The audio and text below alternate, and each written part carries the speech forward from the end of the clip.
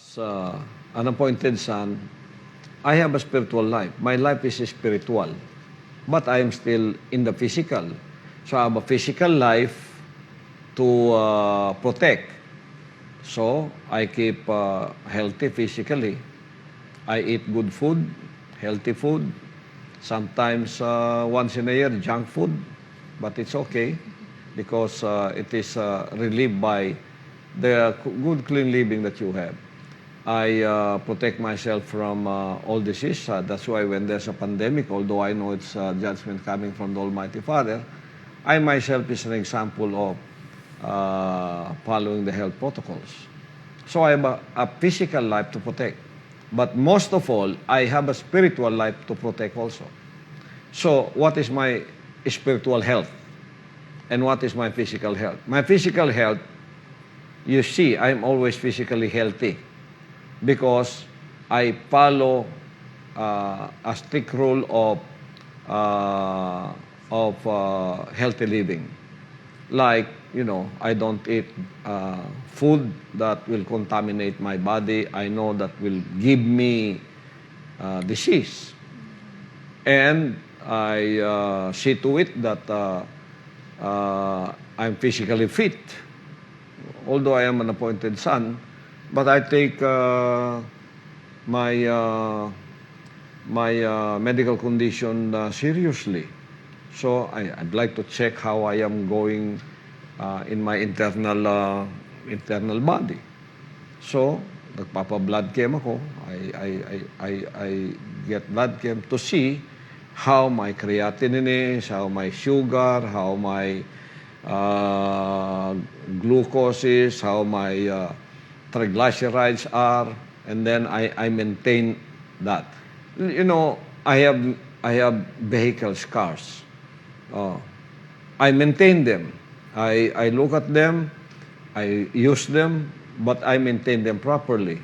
When there is a little noise that is not as usual as the normal one, I call our mechanic. What is wrong with this? What is wrong with that? Change oil or something like that. So we maintain them. As much as we maintain our body also, we have to know what is going inside our bodies because we are still physical. So that is one responsibility we have as physical human beings. And I, for one, is like that.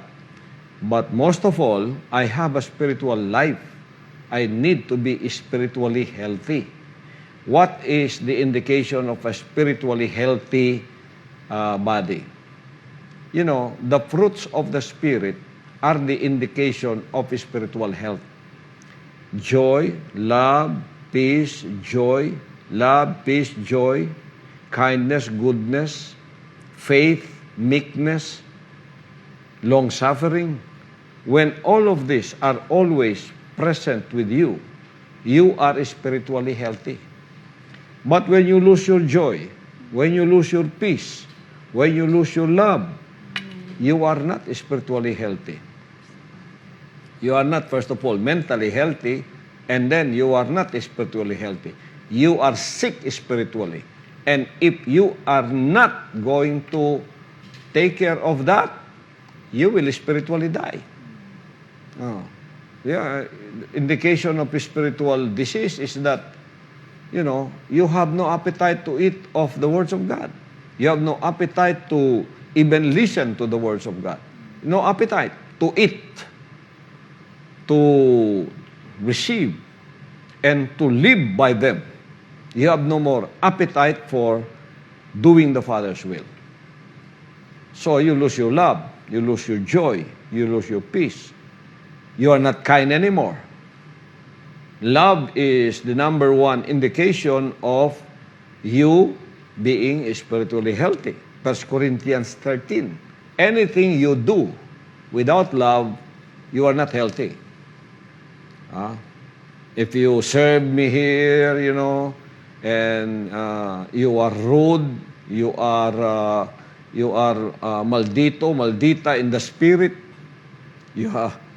those are indication of spiritual disease that will later on, kill your spiritual life. So I maintain that, first of all, myself. And I have around me so many spiritually diseased people. And I just sometimes bear with them and heal them by the kind of spiritual conditioning that I transfer to them. Nililipat ko. Marami yung mga nakapalibot ko minsan sa atin dito. May mga spiritual na sakit eh. Spiritual na sakit, yung mga bunga sa laman yan. Yung mga away-away, yung mga alitan, yung mga selosan, jealousy, envy, hidwaan, grupo-grupo, awayan, tapos chismisan, puro mga spiritual disease yan. Parang COVID-19 yan. Minsan, nakikita ko yan. Nakapalibot. Pinagtitiisan ko lang. Kasi hindi naman ako nahahawa ng mga ganyan. Gusto ko lahat ngayon maging spiritually healthy. At it is your own responsibility to be spiritually healthy.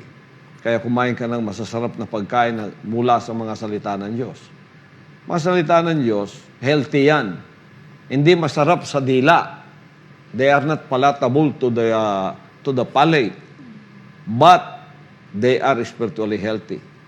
Gossip is like junk food.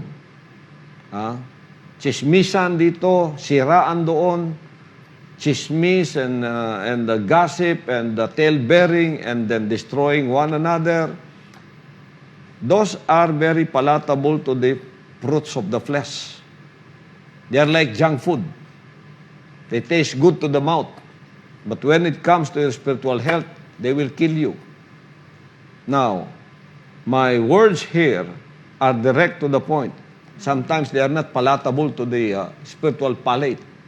But when you are used to them, they are healthy for your spiritual body.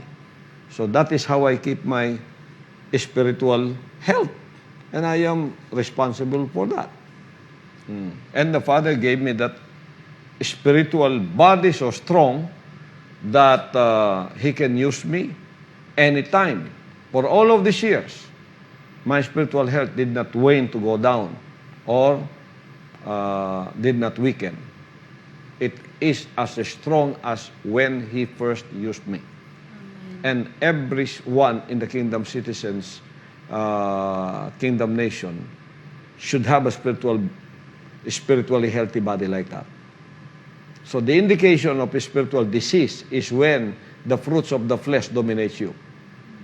And the spiritual indication of spiritual health is when the fruits of the Spirit are the one that dominates you, no matter what. Amen. So, protect it like nothing else in your life matters but spiritual. Because you die. And then where will your spiritual body go if you're not spiritually healthy? You die spiritually, you go to hell.